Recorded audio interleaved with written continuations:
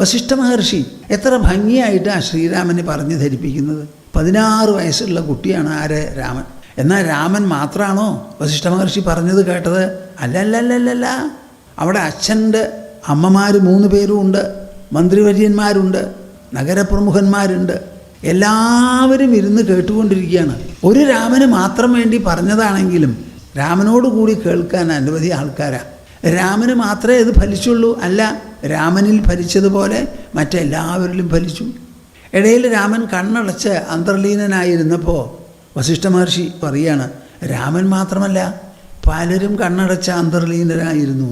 നോക്കൂ, നമ്മുടെ മനുഷ്യൻ്റെ മുഖത്തിൽ നിന്ന് നിർഗളിക്കുന്ന ശബ്ദമുണ്ടല്ലോ, വാക്കുകൾ ചുട്ട കോഴിയെ പറപ്പിക്കുന്നൊക്കെ പറയും. എത്ര ദുഃഖിയായിരിക്കുന്ന മനസ്സിനെയും ആ ദുഃഖം നീക്കി സുഖത്തിലും ആനന്ദത്തിലും ആറാടിക്കാനും ഈ ശബ്ദപ്രപഞ്ചത്തിന് സാധ്യതയുണ്ട്.